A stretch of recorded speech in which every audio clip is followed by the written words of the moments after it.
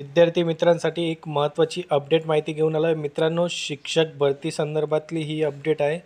पवित्र पोर्टलद्वारे खाजगी संस्थांमध्ये जी निवड प्रक्रिया होणार होती त्याच्या मुलाखतीची यादी ही आता जाहीर करण्यात आलेली आहे व कशा पद्धतीने आता ही पुढील प्रक्रिया होणार आहे त्याबाबतची संपूर्ण अपडेट माहिती मी तुम्हाला आज या व्हिडिओच्या माध्यमातून देणार आहे. त्यामुळे व्हिडिओ संपूर्ण बघा, कुठेही स्किप करू नका.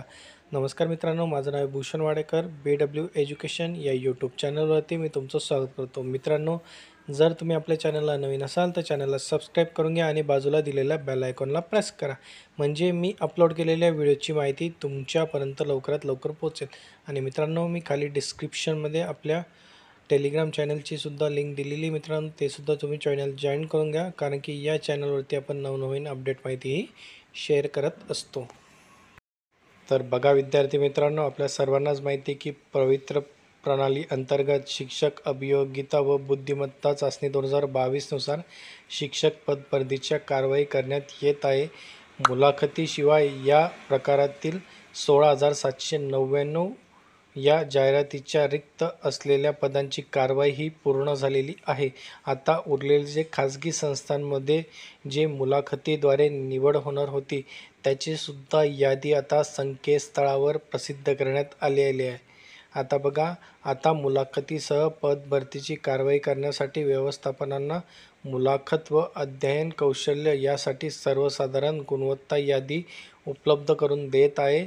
मुलाखत व अध्ययन कौशल्य शासन निर्णय दिनांक 7/2/2019 मध्ये एकूण 30 गुणांची तरतूद करण्यात आलेली आहे व पात्र उमेदवारांची शिक्षक पदावर निवड करण्यासाठी शैक्षणिक स्तरावर विविध प्रकारच्या कार्यपद्धतीचे अवलंबण्यात येत आहे. अशा परिस्थितीत शिक्षक पदभरतीमध्ये एकसूत्रता राखण्याच्या दृष्टीने व उमेदवारांची योग्यरित्या वस्तुनिष्ठ मूल्यमापन होण्यासाठी मानक कार्यपद्धतीचा अवलंब करण्यात येत असून यासाठी शासन पत्र क्रमांक 6 ऑगस्ट 2024 अन्वये मानक कार्यपद्धती ही निश्चित करण्यात आलेली आहे.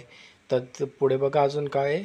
मुलाखतीसह पदभरतीमध्ये इयत्ता 1ली ते 5वी, त्यानंतर इयत्ता 6वी ते 8वी, त्यानंतर इयत्ता 9वी ते 10वी, त्यानंतर इयत्ता 11वी ते 12वी या गटातील शिक्षक सेवक शिक्षकांचे 4,879 रिक्त पदांच्या पदभरतीसाठी उमेदवारांना दिलेला प्राधान्यक्रम विचारात घेऊन व्यवस्थापन न्याय सर्वसाधारण गुणवत्ता यादी ही आता प्रसिद्ध करण्यात येत आहे.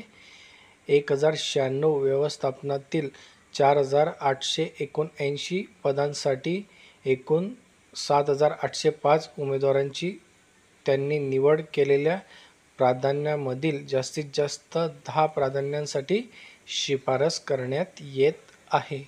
तर बघा मित्रांनो, शिक्षक भरती संदर्भात खूप मोठी अपडेट आहे. एकूण 4,879 पदांसाठी ही भरती प्रक्रिया होत आहे व त्यासाठी 7,805 उमेदवार एवढे जणांची निवड ही आता करण्यात आलेली आहे व प्राधान्यक्रम दिलेल्यानुसार फक्त 10 प्राधान्यक्रमांमध्ये त्यांची शिफारस करण्यात येणार आहे. मित्रांनो, ही संपूर्ण माहिती तुम्हाला पवित्र पोर्टलच्या ऑफिशियल वेबसाईटवर भेटून जाईल.